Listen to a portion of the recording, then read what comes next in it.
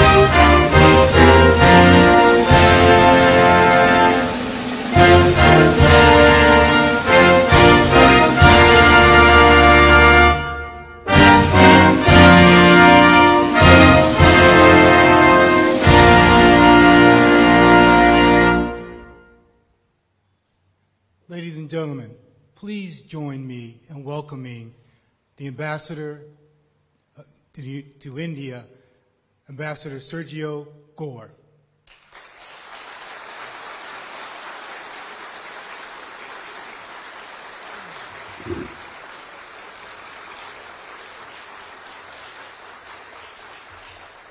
Good morning, Mission India.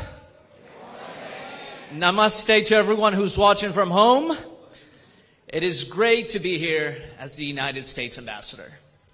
I come to this remarkable nation with profound respect and with a clear mission to take the partnership between our two great nations to the next level.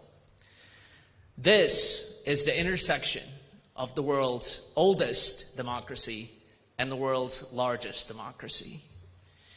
My first visit to India was in 2013. And it left an impression on me unlike any other place. I remember visiting some of the incredible places this nation has. Of course, the Taj Mahal, Jaipur, Ranthambore. We even went up to Punjab and many other places. The friendly people, the colors, the incredible history, the innovation, and the spirit that I met on that trip over a decade ago, I've never forgotten. And I've always wanted to come back. And what an incredible way to be back in this incredible nation as your next U.S. ambassador. When President Trump asked me to come here, I was thrilled. I remember President Trump remembers his last visit here. I was with the president last week, and as we had dinner right after New Year's, he recounted his incredible experience visiting here and also his great friendship with the great Prime Minister of India, Prime Minister Modi. I also hope that the president will be visiting us soon, hopefully in the next year or two. I want to thank President Trump for once again putting his trust and confidence in me. I consider the president a dear friend. America has never had a commander-in-chief like President Trump. When I first got this position, somebody at the White House asked me, how are you going to keep in touch with the president? And the interesting thing is that a lot of people don't know is the president has a habit of calling you at 2 a.m. And so with the time difference in New Delhi, it might actually work out pretty well. The president outworked all of us at the White House, and I hope that we'll be able to keep up with his pace and his expectations. When President Trump was elected in 2024, he asked me to be the director of the Office of Presidential Personnel. That meant hiring thousands of individuals across our entire federal government, from U.S. attorneys to ambassadors, and every political hire across every department in the United States government, including the State Department. In our first year, we broke every record and filled over 95% of those positions. So in this new year, I once again thank President Donald Trump for putting his trust in me in what is a very important relationship for both of our nations. I spoke with President Trump just yesterday, and I bring his warm wishes to all the people of India, especially his dear friend, the incredible Prime Minister, His Excellency, Prime Minister Modi. As many of you might have heard, the president is quite busy, not only around the world, but also redecorating and renovating Washington, D.C. And when I spoke to the president, I shared with him that I had just driven past the beautiful India Gate. The president has embarked on building a ballroom at the White House, but one of the additional projects that's on his list is building something similar to the Arc de Triomphe in Paris. And no offense to the French, but I think what we have here in Delhi might have even surpassed that. I've traveled all over the world with President Trump, and I can attest that his friendship with Prime Minister Modi is real. The United States and India are bound not just by shared interest, but by a relationship anchored at the highest levels. Real friends can disagree, but always resolve their differences in the end. Last week, our great Secretary of State, Marco Rubio, powerfully stated that this year will be a year of reciprocity.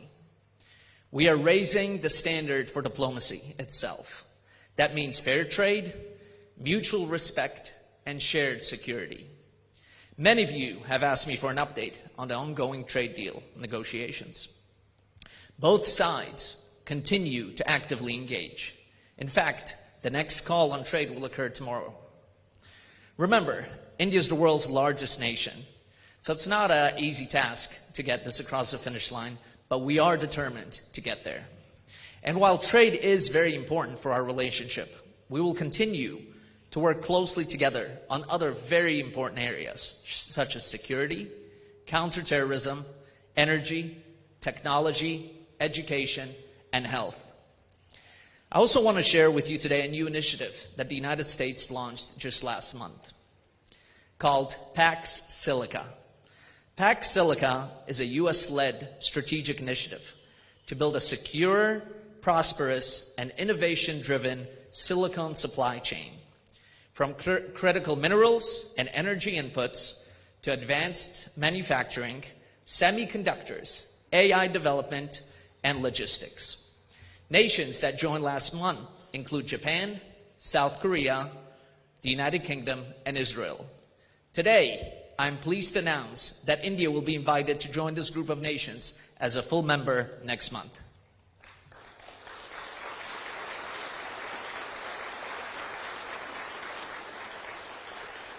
As the world adopts new technology, it is essential that India and the United States work hand in hand from the very start of this initiative.